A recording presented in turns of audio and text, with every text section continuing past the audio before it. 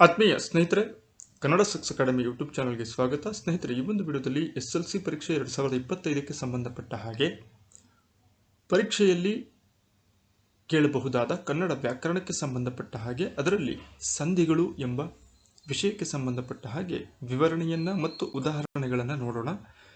ಈ ಒಂದು ವಿಷಯಕ್ಕೆ ಸಂಬಂಧಪಟ್ಟ ಹಾಗೆ ಕನಿಷ್ಠ 1 ಅಥವಾ 2 ಪ್ರಶ್ನೆಗಳು ಕಾಯಂವಾಗಿ ಪರೀಕ್ಷೆಯಲ್ಲಿ ಬರುವುದರಿಂದ ಇವುಗಳನ್ನು ಸ್ಪಷ್ಟವಾಗಿ ಮಕ್ಕಳು ಅರ್ಥ ಮಾಡಿಕೊಳ್ಳೋದು ಅತ್ಯಂತ ಪ್ರಮುಖ ವಿಷಯವಾಗಿದೆ. ಹಾಗಾಗಿ ದಯವಿಟ್ಟು ನೀವೇನು ನಮ್ಮ ಚಾನಲನ್ನು ಸಬ್ಸ್ಕ್ರೈಬ್ ಮಾಡ್ಕೊಂಡಿಲ್ಲ ಅಂದರೆ ಸಬ್ಸ್ಕ್ರೈಬ್ ಮಾಡಿಕೊಡಿ. ಇದೇ ರೀತಿ SLCಗೆ ಸಂಬಂಧಪಟ್ಟಂಥ ವಿಡಿಯೋಗಳನ್ನು ನೋಡ್ತಾ ಇರಿ ಅಂತ ಹೇಳ್ತಾ ವಿಡಿಯೋವನ್ನು ಆರಂಭ ಮಾಡೋಣ.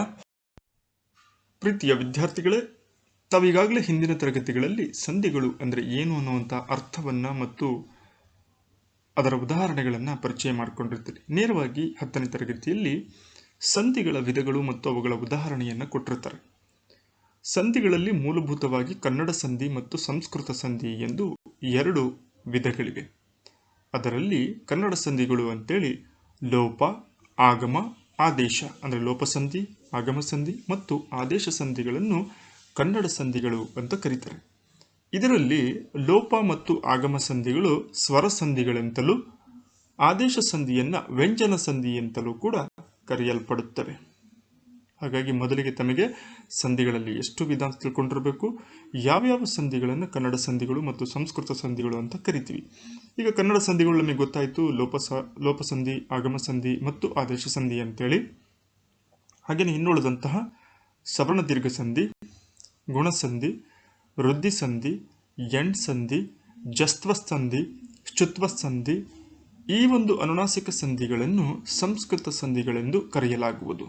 ಇವುಗಳಲ್ಲಿ ಸವರ್ಣ ದೀರ್ಘ, ಗುಣಸಂಧಿ, ವೃದ್ಧಿ ಸಂಧಿ ಮತ್ತು ಎಂಡ್ ಸಂಧಿಗಳನ್ನು ಸ್ವರ ಸಂಧಿಗಳೆಂತಲೂ, ಜಸ್ತ್ವ, ಶ್ಚುತ್ವ ಸಂಧಿಗಳನ್ನು, ಅನುನಾಸಿಕ ಸಂಧಿಗಳನ್ನು ವ್ಯಂಜನ ಸಂಧಿಗಳು ಎಂತಲೂ ಕರೆಯಲ್ಪಡುತ್ತವೆ.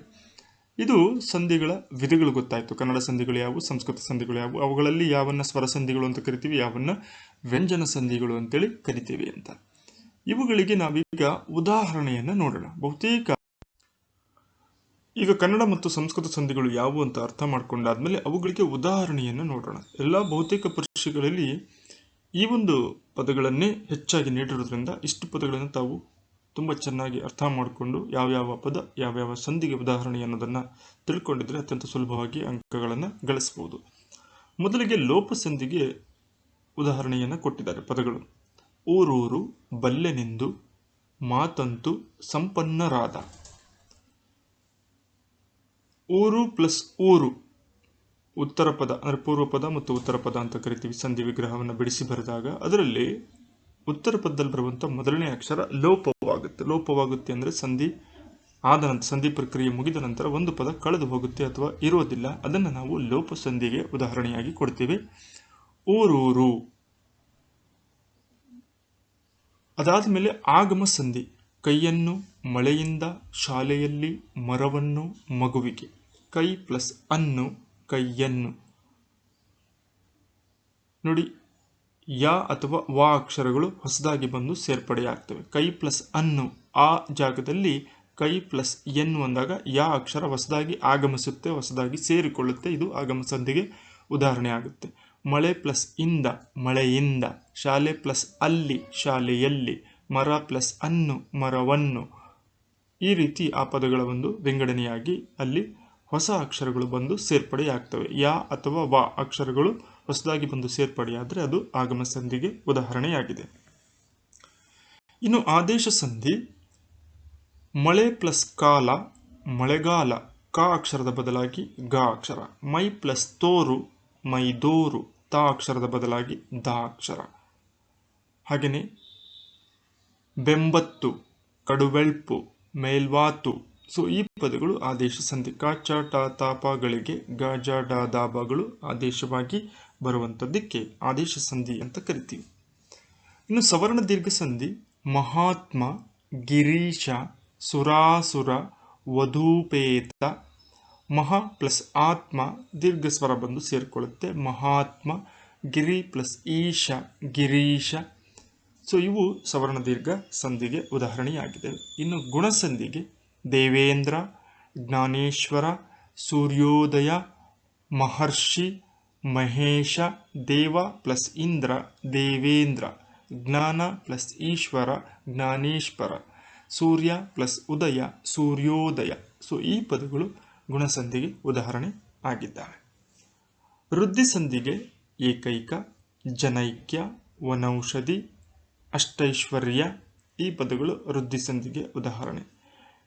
ಎಂಡ್ ಸಂಧಿಗೆ ಅತ್ಯವಸರ, ಜಾತ್ಯಾತೀತ, ಕೋಟ್ಯಾಧೀಶ್ವರ, ಕೋಟ್ಯಾನುಕೋಟಿ ಈ ಪದಗಳು ಎಂಡ್ ಸಂಧಿಗೆ ಉದಾಹರಣೆ.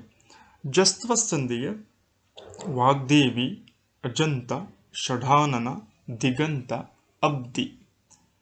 ಶುತ್ವ ಸಂಧಿಗೆ ಪಯಶ್ಶಯನ, ಶರಶ್ಚಂದ್ರ, ಜಗಜ್ಯೋತಿ, ಬೃಹಚ್ಛತ್ರ.